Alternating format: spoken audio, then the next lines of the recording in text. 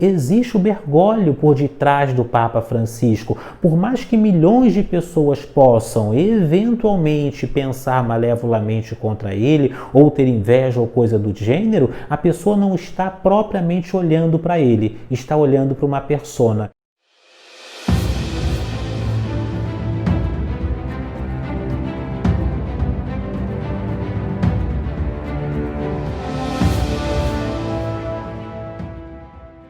Fraternais saudações. E hoje, dignos, vamos falar sobre pessoas famosas. Pessoas famosas e correntes coletivas de inveja. Pessoas famosas e correntes coletivas de ódio. Qualquer coisa me bota no paredão. Que eu tenho minha vida, minha carreira bem bonita lá fora. Ou mesmo de admiração. Vamos refletir sobre pessoas famosas e como estas conseguem bloquear ou aparentemente bloquear e se proteger. Porque é uma pessoa ruim ou duas para 130 milhões de brasileiros que me amam. Então, meu amor, ninguém é mais poderoso do que Deus e eu. De correntes pensênicas coletivas malévolas.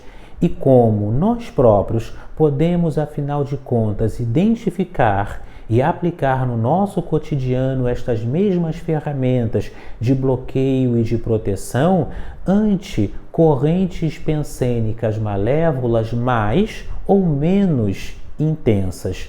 Porque sim, nem sempre o indivíduo que é conhecido, reconhecido, popularizado e aclamado o é por conta de algo notório ou benéfico que tenha realizado. Por vezes o indivíduo é conhecido popularmente pela difamação, por uma reprovação coletiva.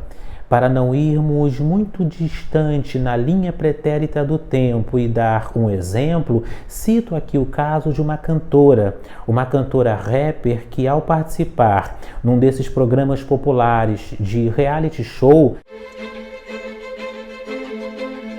Carol Conká. foi majoritariamente reprovada, tendo o seu nome, a sua imagem, a sua figura e a sua energia dia e noite repetidas de maneira malévola por centenas, milhares ou até mesmo milhões de indivíduos. E a pergunta que nós podemos aqui nos fazer, dignos de um ponto de vista Rosa Cruz espiritual, é: como é que esta pessoa conseguiu se manter de pé?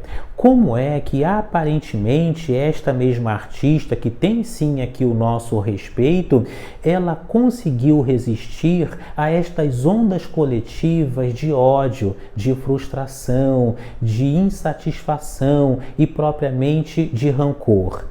Eis, dignos irmãos e irmãs, um dos temas fundamentais dessa nossa reflexão de hoje. Mas não apenas isso, mas também o como pessoas famosas, por vezes admiradas e nos mais diferentes campos de setores de nossa sociedade, conseguem resistir a padrões coletivos pensênicos de inveja, de ataques ou mesmo de admiração.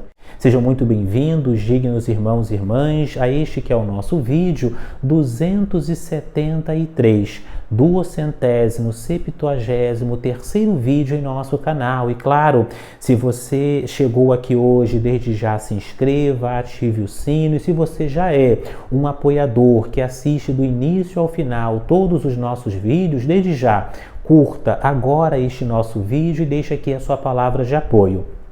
Pois bem, dignos, a questão que nos foi até sugerida através da caixa de mensagens aqui mesmo no YouTube, num dos nossos vídeos anteriores, foi a seguinte: como é que pessoas famosas conseguem resistir?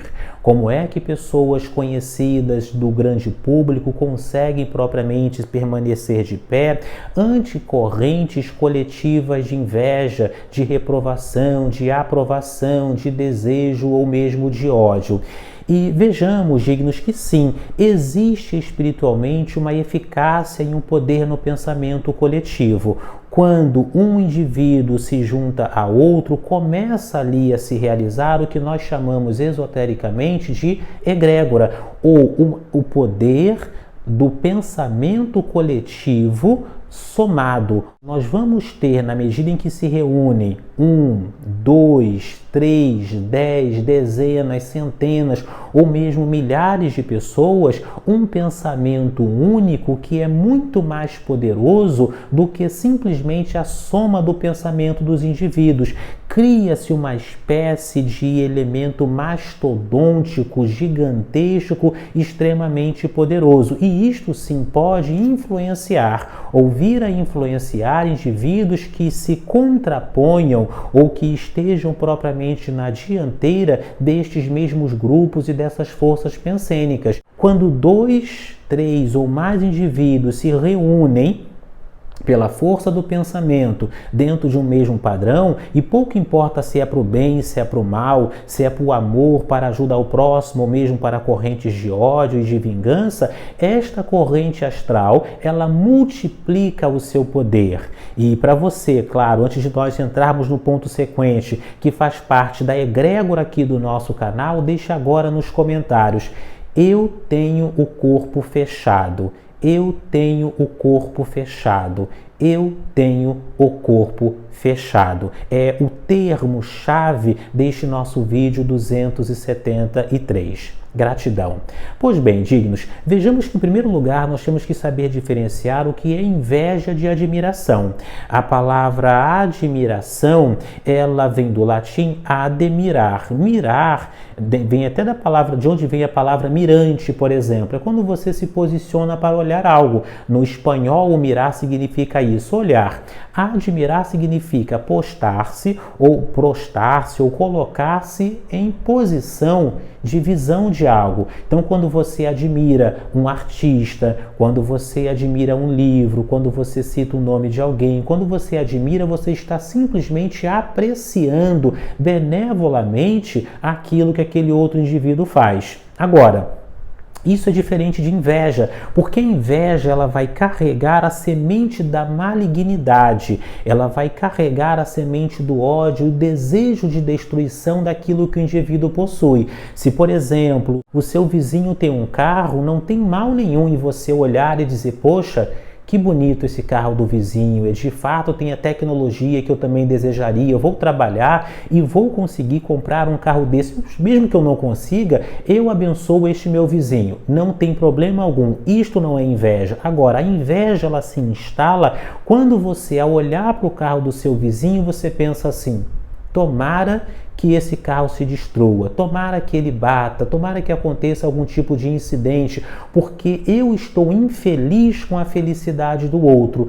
E quer queiramos, quer não, e nós sabemos disso, coletivamente isso também existe. Como é que um grande artista, uma grande personalidade nos mais diferentes setores da sociedade consegue se manter de pé perante ódios e invejas coletivas? Vejamos que, em primeiro lugar, o coletivo, ele em geral tem uma visão superficial, e aí entra uma ferramenta fundamental de proteção, porque as pessoas estão olhando não para a pessoa em si, elas estão olhando para a persona, é um personagem. Tanto é assim que a grande maioria dos indivíduos públicos e de artistas, eles tendem a colocar um nome específico que seja um nome fantasia, um nome adicional que serve inclusive para lhes proteger a personalidade individual. Então a pessoa não é propriamente conhecida pelo seu nome de batismo. Então todas as vezes que você tiver que de fato se colocar, por exemplo, para um grande público,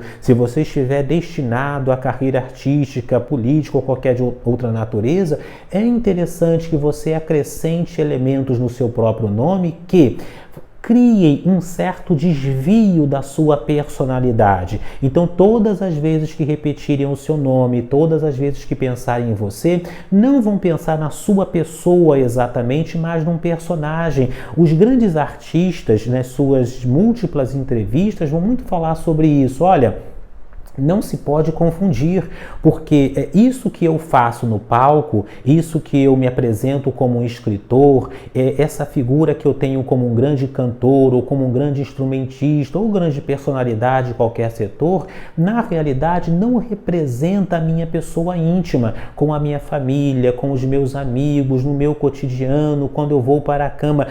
Lulu Santos até posicionou isso numa música: não leve o personagem para a cama, pode acabar sendo fatal. Ou seja, é necessário fazer uma certa distinção entre aquilo que é externo e aquilo que é interno. Este é um dos elementos fundamentais. As pessoas não estão odiando a pessoa, as pessoas estão odiando uma persona, uma imagem e, portanto, algo externo, um personagem. Crie também isto para si, é você ter um distanciamento entre aquilo como você se apresenta e aquilo que você é na sua essência. Outro ponto fundamental é a própria sintonia, porque se a grande personalidade publicamente conhecida, ela fica dia e noite ali, vamos dizer aqui nas nossas redes sociais, analisando as críticas dos haters, ela fica ali remoendo propriamente todos os elementos que são postos contra ela, ela tende de fato a entrar naquela mesma vibe, porque ela está naquela sintonia. Mas se este mesmo indivíduo, ele está numa outra frequência, todos os outros pensamentos, todas as outras ondas pensênicas malévolas enviadas tendem a bater num certo bloqueio. Por isso é significativo cuidar da própria paz de espírito, cuidar da conexão pessoal, dos pensamentos, das emoções, das leituras, da conexão com família, com a própria religiosidade ou com a própria espiritualidade. Isto é fundamental no caso destes mesmos artistas. Quando eles conseguem se proteger, os indivíduos famosos e notórios, neste sentido, criando uma fina sintonia íntima com o cósmico e consigo mesmo de forma positiva, eles criam uma outra camada de proteção. Também ter uma vida íntima em conexão com o que nós podemos chamar de práticas benévolas, ou seja, um indivíduo está dedicado a atividades de cuidado ao próximo, o indivíduo está conectado com atividades de leitura, de meditação, criar também todo um cotidiano, um conjunto de atividades no seu dia a dia que lhe permitam restaurar as próprias energias, direcionar a própria mentalidade. Então são 3 elementos fundamentais que protegem propriamente os artistas. Ponto número 1, o coletivo não lida propriamente com o artista ou com a pessoa famosa, lida com uma imagem. Papa Francisco, não é o Papa Francisco, existe o Bergoglio por detrás do Papa Francisco. Por mais que milhões de pessoas possam eventualmente pensar malevolamente contra ele, ou ter inveja ou coisa do gênero, a pessoa não está propriamente olhando para ele, está olhando para uma persona, é algo que está distante. Outro elemento, a própria sintonia. E o terceiro elemento, a vida íntima. Quem quiser se aproximar de mim para a ruindade, vai quebrar a cara. Só isso. Apliquemos isto também no nosso cotidiano, essas 3 ferramentas, a fim de nos mantermos protegidos, ainda aqui no nosso círculo pessoal, um tanto quanto mais modesto. Digníssimos irmãos e irmãs, até o próximo vídeo. Paz profunda.